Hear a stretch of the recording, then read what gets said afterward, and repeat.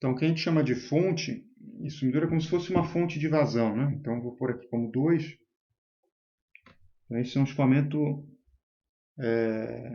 outro escoamento fundamental, né? Então, a gente chama isso aqui de fonte, quando aparece massa, ou sumidouro, né? Quando some, sumidouro de vazão. Então, o que é isso aqui, né? Então, a gente tem, eu imagino que eu tenho um ponto e que eu tenho um monte de massa saindo dele, aqui, assim, né? Os vetores de velocidade saem. E isso aqui seria a fonte, tá? O sumidouro estaria entrando, tá? Teria o sinal trocado. Né? Então, esse aqui a gente vai analisar usando coordenada polar, fica mais fácil, tá? Então, eu imagino aqui assim, ó, como é que eu relacionaria isso com a cartesiana, né? Então, eu teria aqui uma coordenada R, né? E isso aqui seria a nossa coordenada θ, certo? Como é que a gente escreveria, né? Se R é radial, né? O θ aqui é azimutal, como é que eu escreveria um vetor velocidade para esse escoamento aqui, né? Eu tenho um ponto, está saindo massa aqui para todo lado, né? Como se eu tivesse aqui, ó, é como se eu tivesse perpendicularmente ao papel, né? Um tubo capilar, assim, um canudo, alguma coisa, um tubo fino, né? E eu estivesse injetando massa, né? E essa massa sairia no plano do papel, tá vendo? No meu plano r-θ, em todas as direções. Vocês podem imaginar dessa forma, né? Ou seja, eu tenho um tubo aqui perpendicular ao papel, eu estou pondo como se fosse a minha caneta, ó, né? E ele está injetando massa e a massa se espalha no plano do papel. É mais ou menos isso a ideia da fonte. Tá? O sumidouro seria o inverso, né? Como se no plano do papel tivesse um líquido, por exemplo, e eu pusesse um canudo e eu começasse a aspirar, e aí ele estaria entrando como se fosse um ralo. Né? Certo? Então, o meu vetor velocidade aqui, né, eu estou em coordenada polar, a gente vai escrever ele como VR ER, né, mas, então, o meu fluido ele só está na direção radial, na direção azimutal é zero, né? Mais zero e θ. Então, esse aqui seria o meu escoamento. Né? Como é que a gente pode escrever esse VR? Normalmente, tá? Eu vou pôr aqui como observação. Normalmente a gente escreve esse VR, para tentar dar um sentido físico para ele, como se fosse uma fonte de vazão. Então, aqui está a minha variação, minha vazão volumétrica, né? Dividido por esse plano aqui, né? Alguma coisa no plano, né? Como se fosse uma altura aqui, né? Por onde isso está escoando, né? Então, seria o quê? Seria 2πr. Ele me daria aqui é como se eu traçasse um círculo, né? E aí eu pego uma espessura saindo do papel, né? E essa espessura saindo do papel eu vou chamar de B. Ou seja, né? Nessa espessura saindo do papel é onde esse fluxo aqui está atravessando. É como se fosse a altura desse filme, né? Que está escoando para cá, né? Então isso aqui me dá uma velocidade, né? Que seria a velocidade média atravessando, né, esse plano, certo? Então eu traço aqui 2πr, levanto, né? Então isso me daria aqui como se fosse né, uma espécie de casca aqui passando em volta por onde o fluido está atravessando. Então isso seria essa área aqui de baixo. Né? E a gente costuma escrever isso aqui como uma constante. Eu vou usar a mesma terminologia do livro. Não é massa isso, tá? A gente chama de m sobre r. Isso aqui é como se fosse uma constante, tá? Não é massa, tá? Esse m seria o quê? Né? Seria esse fluxo volumétrico, né? Dividido por 2πb, tá vendo? Não é massa, tá? E a gente vai considerar isso aqui constante, tá? Um parâmetro constante ligado à vazão volumétrica, né? Como é que a gente vai fazer isso então? A gente vai achar então a função corrente, função potencial e traçar as nossas linhas de corrente, né? E linhas potenciais, né? Então vamos tentar fazer isso aqui, né? Então a gente vai ter, ó, m sobre r, ele é igual, então por definição, né? A gente põe então igual por definição.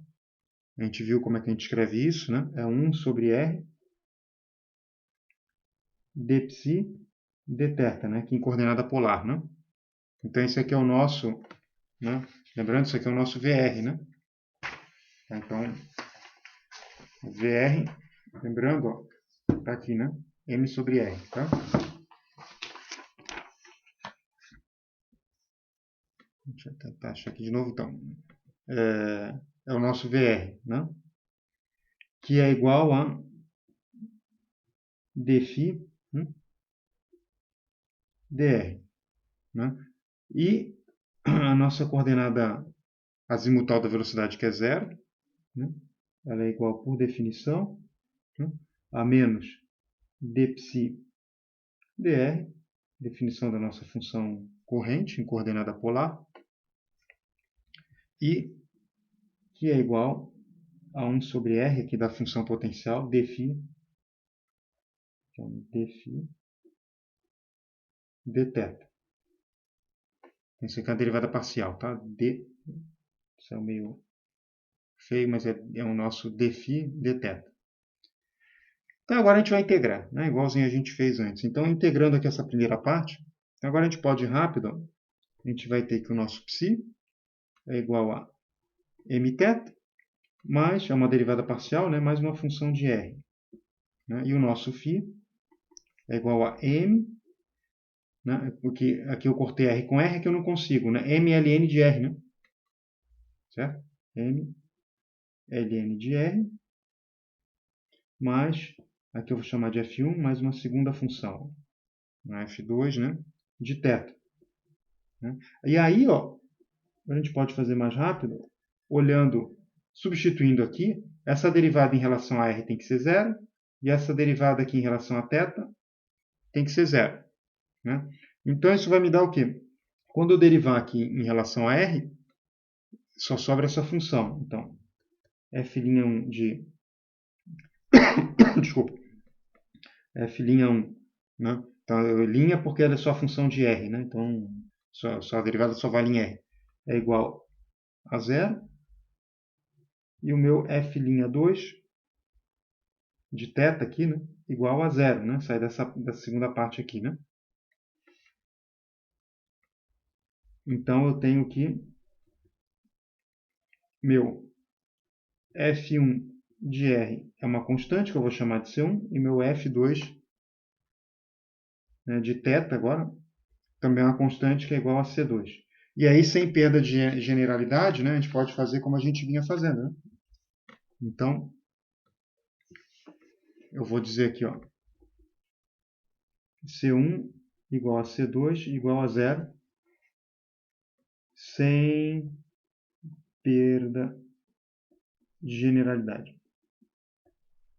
Tá? Quando a gente traçar, a gente vai ver que só vai deslocar, né, azimutalmente ou radialmente, né, como no outro caso. E aí a gente termina, então, com nossa função corrente. Né, ela vai ser mθ, e nossa função potencial vai ser mln de r. Opa, estava pondo r assim, né? Então, isso aqui, deixa eu escrever de novo. mln de r. Beleza. Né? Então, se a gente for plotar isso agora, né? Então a gente vai ver que, vou puxar para cá, ó. A gente vai ver que para a linha ψ constante, ela implica, né, que a gente vai ter o quê? O meu θ tem que ser constante, né? Certo? E a nossa linha φ constante, as linhas φ constantes implicam que R tem que ser constante. Então, R tem que ser constante. E como é que a gente plota, então, isso aqui, né? Então, considerando isso aqui, né, a gente vai ter as nossas linhas dessa forma aqui, mais ou menos. Ó. Então, a gente vai ter isso aqui, ó, as nossas linhas. E aí, claro, né, a resolução disso aqui, né, o intervalo entre cada linha vai depender de como é que quantos valores diferentes eu pego de θ. Né? Então, para θ constante, eu tenho aqui minhas linhas, ó, né? Psi constante, psi constante, psi constante. Certo? Se for uma fonte, isso é positivo. Eu desenho isso aqui assim. Se for um sumidouro, eu inverto o sinal.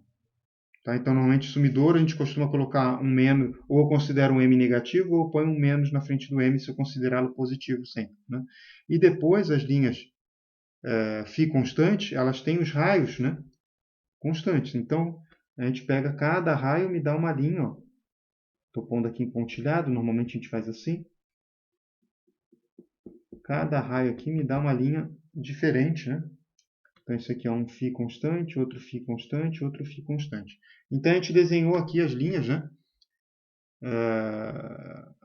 As linhas psi constante da minha função corrente e as linhas φ constante da função equipotencial. Né? E as linhas relativas à função corrente com valor constante, a gente já viu, né? Elas se referem à linha de corrente, né? Elas correspondem às linhas de corrente. Né? E como a gente vinha falando, ó, no caso anterior era simples de enxergar, né? Mas aqui também elas são sempre perpendiculares. Né? Certo? A gente tinha demonstrado, né, que elas são ortogonais. Né? Então, sempre que elas se cruzam, elas são ortogonais. Né? De forma que sempre que eu acho a linha, por exemplo, sempre que eu acho as minhas linhas psi constantes, eu já tenho as linhas φ constantes. Eu traço de forma ortogonal. Né? E vice-versa. E aqui a gente está vendo que são. Né? No exemplo do escoamento uniforme era igual. Ó. Isso aqui era para o escoamento uniforme. Né? Elas são sempre ortogonais. Né? Dá para ver, inclusive, aqui pela forma. Né? Essas aqui são com y constante, isso aqui com x constante. Né? E aqui com r constante e com θ constante. Né? Então, elas são sempre ortogonais. Né?